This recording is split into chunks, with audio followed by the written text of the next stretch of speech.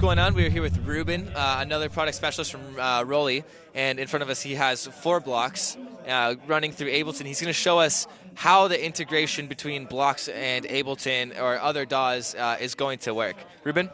Yeah, absolutely. So, I mean, the great thing about blocks, right, is that it's this really flexible, very expressive input device, right? So, I mean, you know, at the base of it, it's really just this bed of continuous sensors with LEDs under it. So I can really use it however I want, right? And if you guys were checking out the noise app before, I can use it in a similar way, right? If I want to control like a synth sound, I can have this grid, you know, where I can change scales in the same way, really edit it in that, edit the colors however I want it to be set up. But then I can really use it for much more, right? So we're using a protocol called MPE, right, which is this very dynamic multi-channel MIDI. For those of the people that don't know what MPE is, what does it stand for? It stands for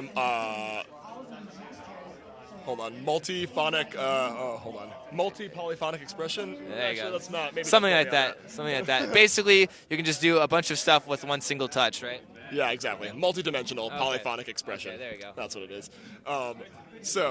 But the thing is that, so MPE is really powerful, right? So I can pitch bend independently, control all the effects for each finger touch independently, but I also can use blocks just as a standard MIDI controller if I want to, thanks to the blocks dashboard. So blocks dashboard allows me to configure this however I want, right? So I can control an Ableton drum rack just as a standard, you know, pad controller.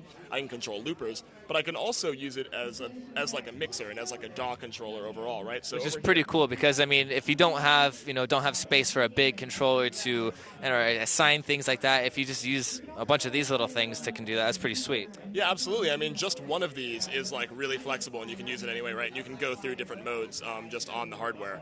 So, for example, now I'm using this as a mixer inside of Ableton, right? I'm controlling the levels of my different instruments. I can do effect sends. And then this one I have set up as an XYZ control pad. So I'm actually controlling this filter, as you can see, and I'm just, you know, I can control the filter left and right, the resonance up and down, and then pressing into it, I can control the amount of LFO. Right? Wow. So it's really, you know, really the possibilities are endless in terms of the way that you want to use this in your setup. I can connect them together, you know, and expand my mixing board if I wanted to, or expand my, you know, drum surface, however you want to really configure it, you can. So what other features can we expect to come from this this relationship between the blocks and the DAW? Yeah, absolutely. Well, I mean, I think the most exciting thing is that we're really opening it up to developers. It's also Max MSP, which is a visual programming language for music and visuals. They have native support now for blocks. And so, you know, people who are really want to use this for any kind of imaginable purpose. I mean, you know, maybe not even music. It could be controlling visuals. It could be an amazing visuals controller, lighting. You know, I mean, you can play videos on the surface of this thing. I mean, obviously, it's, you know, low resolution, but you can really do whatever you want in this setup. So I'm excited to see, like, you know, all of the use cases that I didn't even imagine originally. That's so awesome. Once again, Ruben from ROLI. These are the light blocks, and we were taking a look at how they integrate with the DAW. And I mean, I'm definitely gonna have some of these. That's for sure. Just keep a lookout for these things. Absolutely. Thank you.